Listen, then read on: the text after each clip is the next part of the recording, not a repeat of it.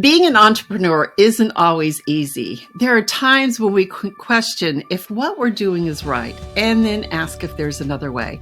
One of the things I love about today's guest is she looks at what makes sense for how she runs her business, understanding that what works for someone else may not be what is the right thing for her. Amy Schutte is a business coach for high-achieving women and the chief brand and marketing strategist at her own agency that works with startups to Fortune 500 companies, where she helps create and launch million-dollar brands in the US, Europe, and Asia. So folks, she is international. She is an award-winning writer, speaker, and also the host of the breakout podcast, Business Origin Stories, where she features coaching calls and heart-to-heart conversations with successful entrepreneurs, leaders, authors, and experts. Amy, welcome to the show. Well, Lisa, I'm so happy to be here. Thank you for having me. Yes, it's going to be a great conversation. We've been talking about this for quite some time, and we're going to make it happen. So one thing that brought you and I together is this love of storytelling and its power to transform lives. For the audience, we came together several years ago as StoryBrand certified guides, and something clicked, and we have not looked back since. So while we use that powerful framework to help clients to get out of the messy middle of trying to figure out how to clearly communicate what they do, I'm curious about what drew you to the idea of using story. Oh, okay, that's a beautiful question because story has always been a part of my life. I started as a journalist and writing stories, other people's stories, creating new ways to tell people about the same type of things over and over again was just a really powerful tool that I had in my toolkit early on. I've always been a writer since I was little. My mom always hoped I would use a pen name and write a book one day, which was very cute. So anyway, I've always had writing in my life, but journalism really kicked that off. And then I moved into marketing and PR and brand building for companies before I started my own company. So story has always been a deep part of what I do, and I've just seen the power of it over and over. And when I found StoryBrand, I have loved Donald Miller for a long time before he created that. And so it just made sense to me. And I'm really grateful that I decided to move forward with the StoryBrand certification because it led me to so many amazing people like you, Lisa. Yeah, we do have a great community. It's a very unique community, one which is very generous and giving and very collaborative, which you don't always find when you are in a group of peers doing what you do. But Amy, there was a time which you were working and had an aha moment, and I'm just kind of teeing this up here for the audience who doesn't know the story, where it was almost like you drew a line in the sand and said, I'm not going to do my business or my life this way anymore. Can you share what that was like? Yeah, so I'll take you back a little bit to when I was working for someone else as an employee and I had my first son. I went back to work for about 9 months and it didn't feel good to me anymore. I felt like I was living a halved life. You know, I'd pass him off at daycare and I worked so hard when I went back just to make sure I didn't, get the motherhood penalty of going back to work. But it didn't feel good. And it was one of the first times in my life where I had followed the script for so long. You go to college, you do the right things, you get the good grades, you climb this career corporate ladder. And it didn't feel good anymore. And I wanted to be with my kiddo in a way that I didn't know that was going to happen to me. And so we made a decision after my husband and I talked back and forth, and he was so supportive, but also I was carrying, the insurance for my family. It was a big deal for me to leave that job. And so I said, I'm going to try it though. I want to come home and raise my baby, and I'm going to just try something else. I knew I could make money. I knew I could write. I knew I could do things. But I had started like another little business on the side before that. So I wasn't brand new to entrepreneurship, but I didn't have a business plan. So I quit my job kind of on a wing and a prayer. And I'm so grateful. I'm so grateful because I got beautiful days with my son. And also I created a 7-figure business, not with ease, or grace necessarily, but it was fun and it was beautiful. And it's something that I'm so grateful for. So yeah, I think there's always moments in our life where we are asked, do you really want this? And if the answer is no, this is no longer bringing joy. This isn't making my life happy the way I really want it to be. You can change it, which is so powerful and so fun.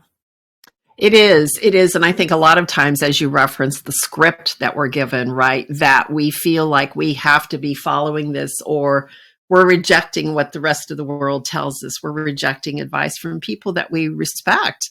But there does come a time where you have this inner calling, I believe, that tells you that this just doesn't feel right anymore. And then you have the logical, the argument of how am I going to replace health insurance and all of those things. But I think that leads into the idea of, as women, we're told that we can do it all. We can have it all. But then we discover that we don't have just one job. We have 5 and 6 and 7 different jobs. We have all these roles that we carry.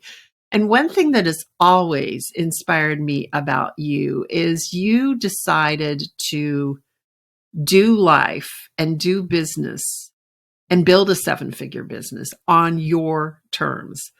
So can you share with us, particularly, a lot of listeners of the show are either already entrepreneurs or aspiring entrepreneurs one day. How did you come up with the boundaries of what you would stand for and what you would not stand for? How did you go through that process?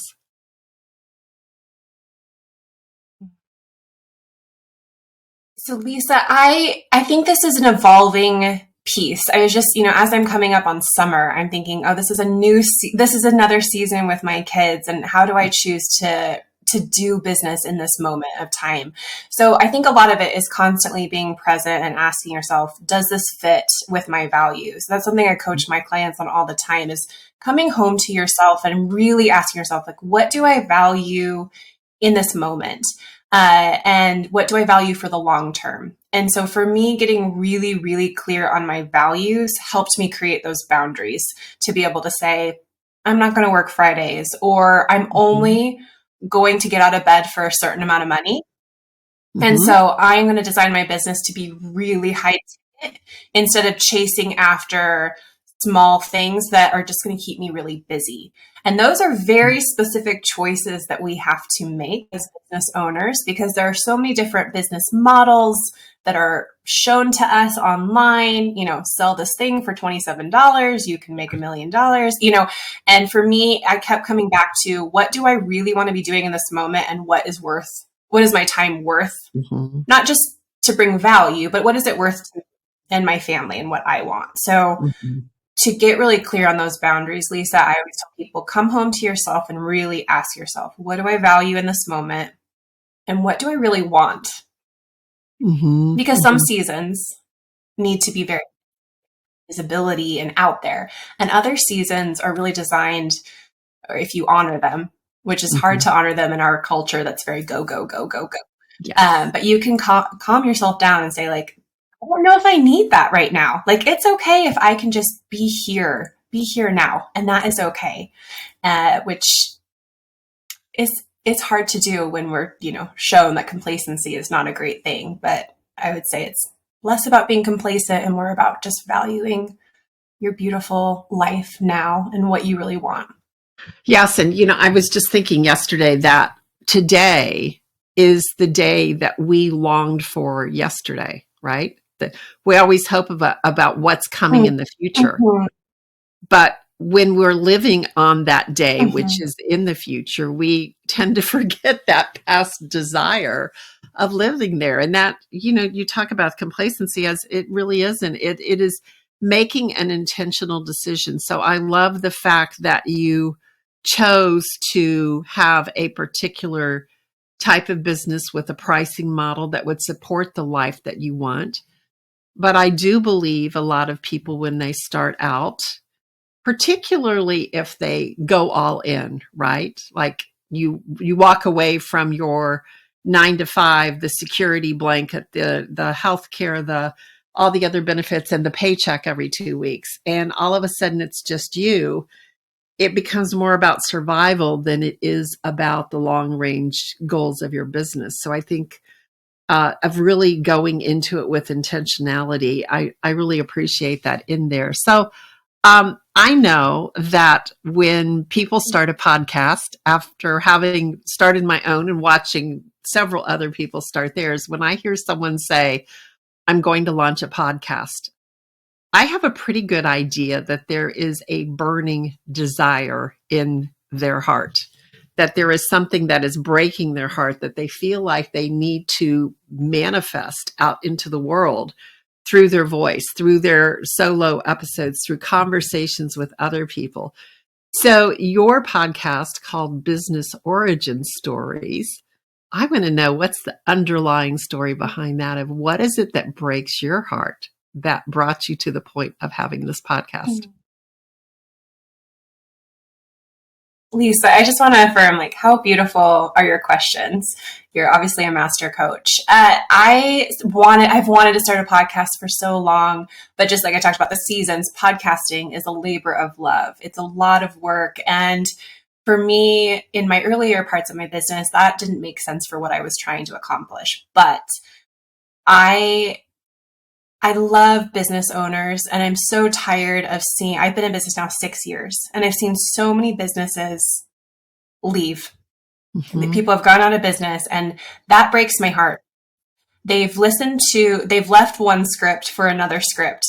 And that frustrates me because people are following a path that maybe doesn't work. And so I created an origin stories framework, a coaching framework. And so the podcast is a representation of that, to really talk through the phases of business that I believe business owners need to walk through, or at least be aware of.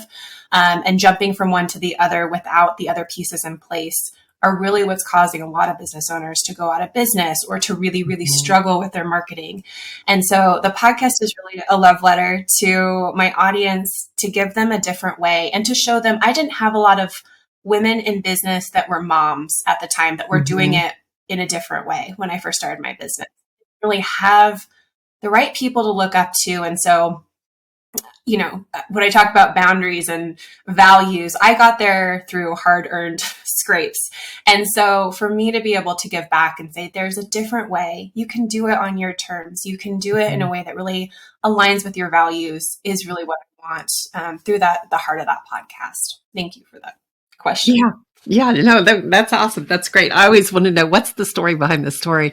But I think what I hear in that too, Amy, is the appreciation for small business. And I believe, you know, most of our country here in the US, I think it's like it's a very high percentage, 90 some plus, maybe even 99% of businesses are small businesses. So there are people who had this dream of being able to bring a product or service into the world to solve a problem for other people, to be able to express themselves through that service. And here they stumble into something that they suddenly find where they were very competent, if not an expert in the corporate world, that when they get out on their own, that doesn't always transfer.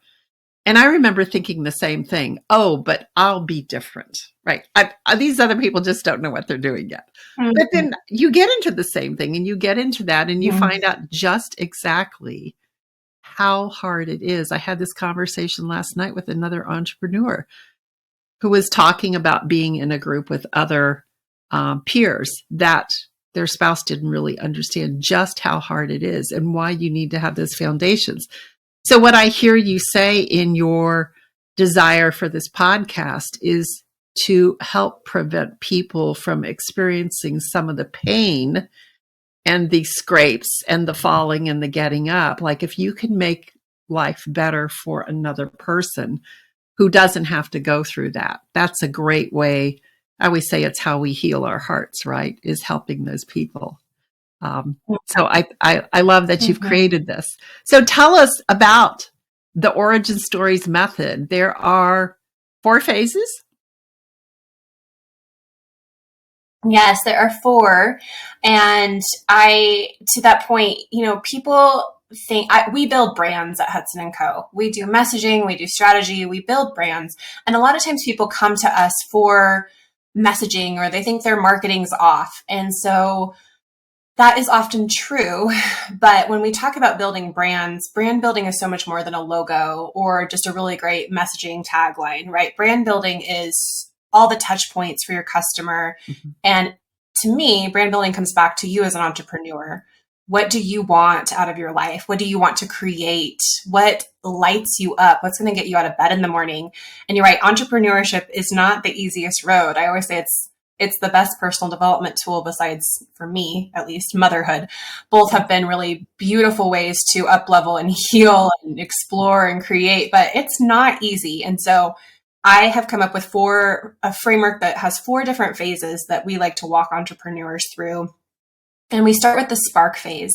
And that's really the conception of an idea or a business. It's where you're creating the thing at the beginning. You're getting clarity, you're getting confidence, you're putting your messaging and your branding together or your products. This is just really the foundational building part, that spark. And it's a hard phase because some people come in and they know exactly what they want and they're ready to go.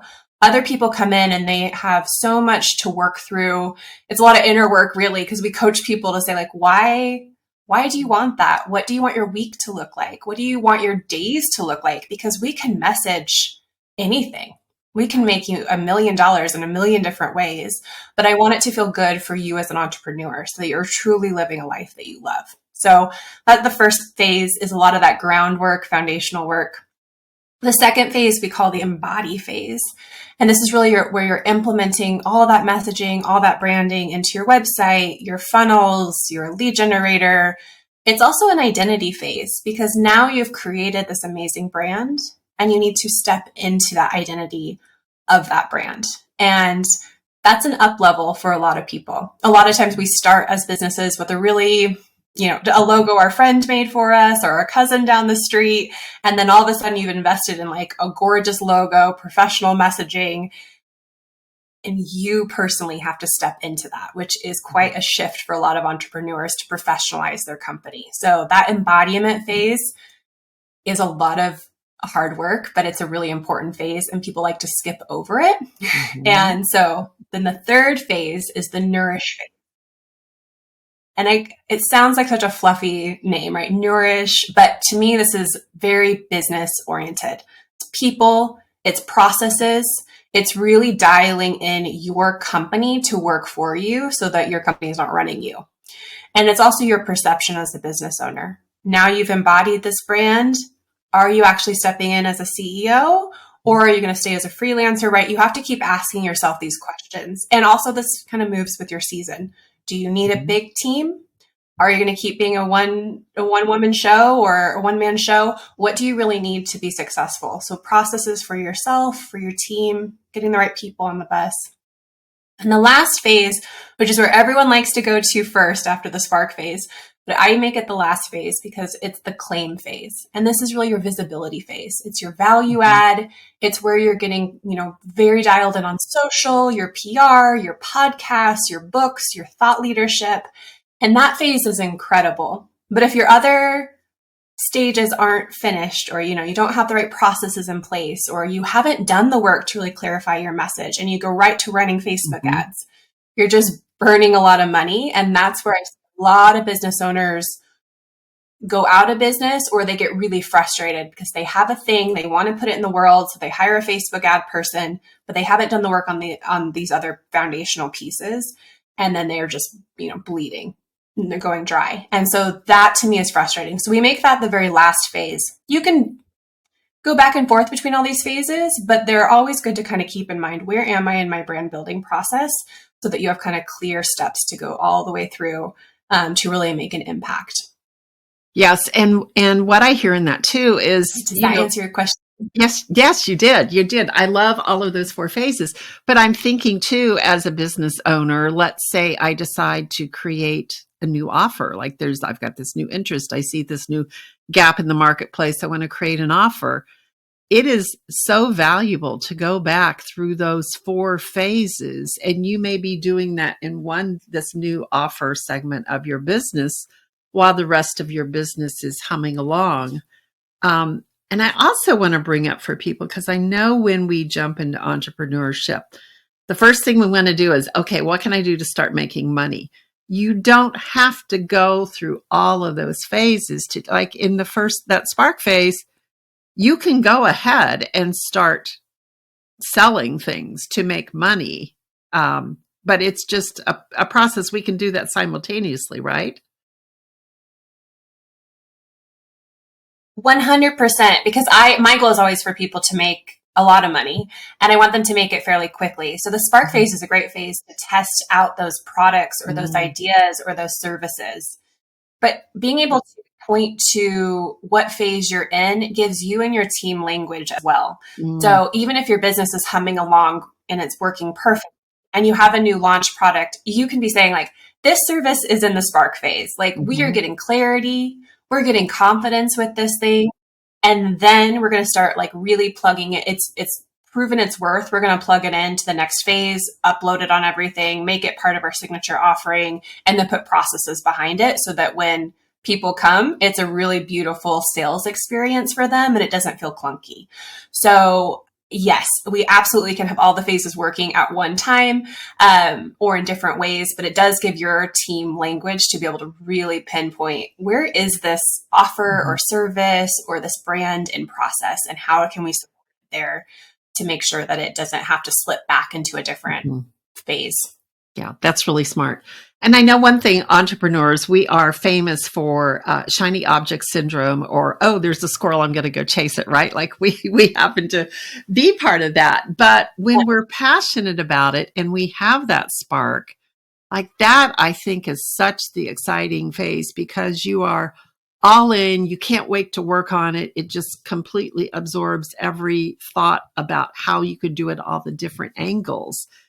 But one thing you referenced earlier in this conversation is, I think we both believe that the more of us we can become, the better our businesses will be. The business is a direct reflection of how much of us that we put into our business, that integrity of who we are. And a few weeks ago, you gave me the privilege of being on your podcast in the spark phase to be interviewed on one of my favorite topics, which we talked about just in the last episode, which is human design and how I use it to help others build a business on their terms, one that's designed around them instead of trying to fit into this business guru's box. So we had a chance to talk about it on the podcast. You've had a chance to experience it. I would love to know about your experience with human design. And first of all, maybe why were you even intrigued to learn more about it?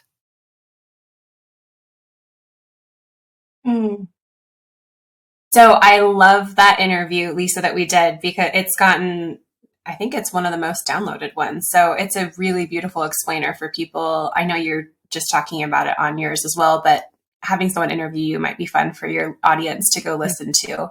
But human design was so enlightening. And I hired Lisa I'm talking to your audience. I hired Lisa as a coach to help me with human design, which is an amazing service. So Lisa, everyone finds you and hires you to do that, because it was so eye-opening. Human design has been fascinating to me, but it's quite overwhelming if you're looking at it without any knowledge. It's a lot of numbers and lines. And to me, when I first, started paying attention to it, I don't know, 3 years ago, it felt too overwhelming. So I just kind of shoved it away. I was like, I don't have time to learn this. What you did through our time together when you coached me through my human design was gave me the clarity that I needed specifically because again, I think you could probably be studying your own human design for a whole lifetime, but you gave me very clear points to say, this is what you need to know. This is what your brand should do. This is what makes people attracted to you or repelled. And that was fascinating and so helpful. And the nice thing was it felt it felt like confirmation, because my brand was already doing a lot of the things that you pointed out that was part of human design. So that felt good to know that I was really in alignment with something that I have been creating for so long. So I am a manifester, and you just gave me a lot of confidence and confirmation about things that have been in my life for a long time, they're like, oh, that makes sense. That is so helpful. Yeah. And I think that's really human true. design is perfect for the spark phase because again, oh, sorry, go ahead. We have a lot. I'm going back and forth a little bit, but I think when we when we have this returning to ourselves and knowing this is the business I need to create, this is how I work, it helps make everything else work better, because you're right, our business is 100% a reflection of the entrepreneur behind it. It really is. It really is. And I think the thing that I loved about working with you, as well as pretty much everybody that I will help analyze their chart, is there's not really anything in there that comes as a big surprise, but it's more of the affirmation of maybe some things that were hard for you in your life, or maybe some things that happened that you didn't really realize why they were happening. You can see this is all a reflection of how you are designed. It's how you were created to be. It's the energy that you bring into this world. And, you know, as I talked in the last podcast, when I talk about energy, we all know what that is. Like when somebody walks into a room and you meet somebody and you say, oh, I really love their vibe, or they have a great aura. Sometimes I'll hear people say that. Or their energy just really inspires me, or it's off-putting, right? So I think we have this going on. It's been very subtle underneath the surface. But as you mentioned, Amy, you are a manifester. You are here to be a mover, shaker, and make things happen. And that is what I've watched you do with your business in a way that inspires others. So you've got that profile that will do that. And I think it gives you the confidence to move forward. I've seen you express that, just your social media post, what you're doing, like you're stepping in bolder into owning who you are. But I'm curious, not only in business, but have there been other ways that you've been able to leverage some of your knowledge about human design, whether it's within your family, community, other places in your life?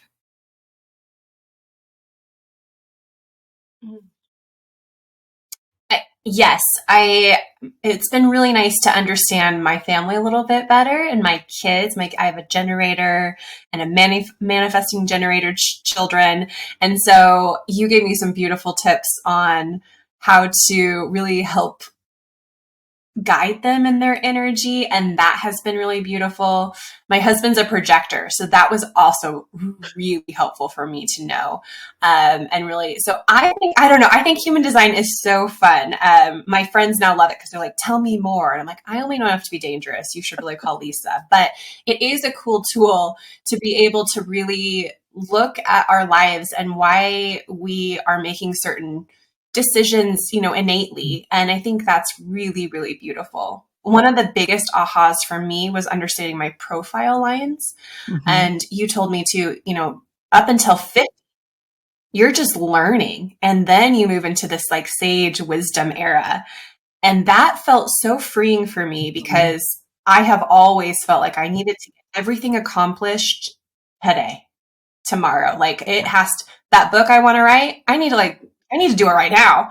And you gave me so much permission to just say, like, listen, you've got so much time to do these things that you want to do. And it will actually be better if you just enjoy what you're doing right now and learn these lessons.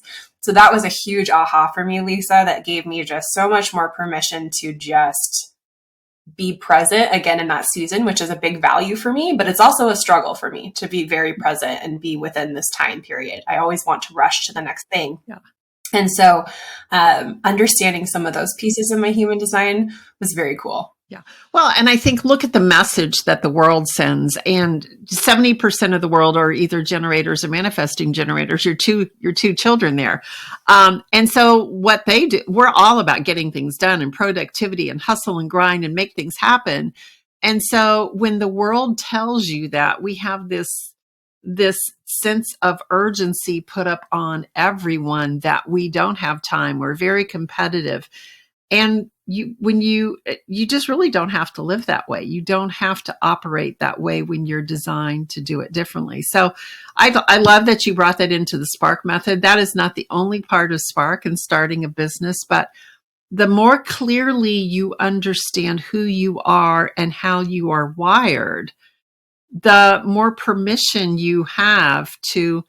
Maybe you don't need to show up on social media the way everyone else does. Maybe you don't need to be there as frequently as other people do. Maybe you don't need to be saying things that you see other people saying. So having that awareness is really helpful. So, that was a little bit about the Spark piece, but going back to your framework, Amy, where do you see, and I think you probably breached upon this, but why do people want to go from Spark to Claim? What is it in that middle of the embody and nurture that is either scary for people or just maybe muddy, they don't get? Which of those do you find people struggle with?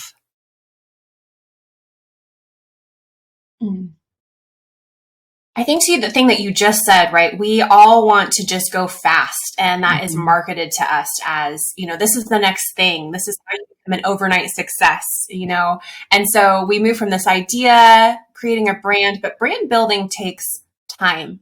And most people who are starting businesses these days don't have a business background or a business degree. It's so accessible to start a business now, which is amazing. And I love that for people. It's also really hard because business isn't just what you're good at, right? When you become a business, you're not just a graphic designer anymore. You now need to understand your numbers. You need to understand cash flow. You need to become a really good marketer or be able to have the cash flow to hire good marketers. All of a sudden, you have to step into a business role, which is very masculine and has a lot of specific rules and things that should be in place. It's very foundational business where messaging and branding and thought leadership is really, it's hard work, but it's fun, right? It's fun to be in the spotlight if you like that. But the nourishment phase where we talk about people and process, managing people is a lot of work. Putting in processes is a lot of work. And for us as creatives, that's usually not the easiest thing. We usually like to skip that part. So a lot of people like to skip or we create a brand and we think, okay, I've got this beautiful brand, I've got this great messaging, but investing in a website is going to be too much for me. Or I don't know. My, one of my coaches on my team, Ron, he says the saying, which I always thought was I was like, that is so true. We eat the elephant, but we choke on the peanuts. And I thought that was such a beautiful saying because it's true. We spend so much on brand building and we do all this work and we invest all of this in the beginning in the Spark phase. But when it comes time to implement the brand or embody it, we turn it over to our team and we say, okay, like good luck, but we get hesitant about hiring that marketing company to come in and help guide us there or have a coach on staff to help guide the team to start using the brand correctly so that it can really flourish. And so those two phases, embody and nourish, are really foundational phases, but they're just not as sexy as the fun startup phase, like the phases or the claim phase where you're really seeing the leads come in and you're getting speaking gigs, and that's fun too. But without those processes in place, you're building a very shaky foundation and it's not sustainable. And it may be a really beautiful quick fix, but if you want to be in business in 5 years, 10 years, you have to come back to the foundational business pieces. Yeah, it's putting in those reps and doing the work. And a lot of times it is behind the scenes, really hard thinking, deep work, problem solving, not the fun, creative pieces that a lot of us like. So, Amy, now that you're at this point in business, you now are a business coach. You have this branding and marketing boutique agency. You've been able to help these $1 million brands like you've arrived. It sounds like you've gone through those 4 phases. Tell me, if you had to do it all over again, what would you do differently? And what would you do the same? So what would be your keep and what would be the, I probably shouldn't have done that. Ooh, okay. That's a juicy question. Well, Lisa, I'm always grateful for the experiences that I've had because I believe every single step and misstep leads you to the end result. So I will preference that by saying I'm very grateful for the wobbles along the way because they've really helped me to get here. Some of the really beautiful, good things that I did early on that I would still repeat and tell people to do is surround myself with community and mentors. Mm-hmm. The story brand community for me at the beginning was very helpful to have other people to ask questions of. I remember even before I got certified, I was calling up some of the guides just to ask them, like, is this really worth it? And Mm-hmm. one of the gals took time and she said, yeah, and actually, you can charge this much for this thing. And I remember just being in shock. I was like, what? Because the proposals I had been sending out at that time were beautifully embarrassing at this point. I have one of them Mm-hmm. framed on my wall actually to remind myself that one time I quoted some $50 for a social media strategy. It's nice to have other people. Yes. I know, isn't that awful? It's nice to have other people in your corner to say, you have the skills to do this thing. You should Mm-hmm. charge accordingly. And so having people in your corner early on, coaches, mentors, or community, you don't have to pay for them all the time, but it's important to put some skin in the game and have people mentoring you. To me, that has been something I have always done and will continue to do. So that's been a really beautiful, good thing that I will hold on to and always give advice. I think one of the things that if I could go back and redo it again, it probably goes back to this pricing piece, is I didn't always trust that I could deliver or that I was worth a certain amount. And I think you have to put in your reps to get there. I think you have to build that up. But as soon as I had that permission from someone else to say, you can charge high ticket for this, and high ticket can mean a lot of things, right? It can mean anywhere from $3,000 to $80,000. It can be a lot of, there's a range there. But if I had known that early on and had just stepped confidently into that, I think it would have made my first few years a little bit less chaotic. And then also having those processes in place, because we talked about this earlier, Lisa, or you mentioned when you quit your job and you move into survival mode, Mm-hmm. it's not just this like beautiful, I'm doing inner work and my values are what matter. You're trying to get money in the door and put food on the table. So you are like running. And for me, that was a wild process. And I'm so grateful for those clients at the time who gave me so much grace because I had a baby with me all the time. I was just running around. It was really chaotic for those first few times until I really honed in on, this is what I offer. This is my process and this is how I'm going to deliver it. And it's going to be repeatable. But at the beginning, I was just kind of just doing whatever people needed because I wanted to get some exposure. I wouldn't take that back because it gave me a lot of opportunities to understand what I was good at, what I liked, what I did not like. But it saves people a lot more time if they can just come out right away very strongly. This is a signature offering. This is my process. And this is my beautiful price point. So that's what I would redo.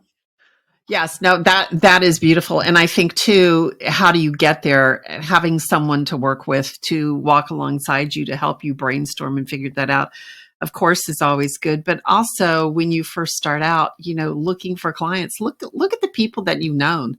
Look at the people in your circles and people who maybe while you're still trying to figure out what you want to do and what you can offer, doing work for them. And if they're happy with it in exchange for a testimonial, you can't pay for testimonials, great testimonials. The social proof of someone who has worked with you and experienced a transformation with this outcome is worth it is a paycheck for you. Yes, you can't go to the grocery store and buy your groceries, but you can. It's going to get other people that will hire you to do that. So no, I love this framework, and I love having it. It's not 9 steps; it's 4 steps. They all make sense. They all build upon each other. They are repeatable.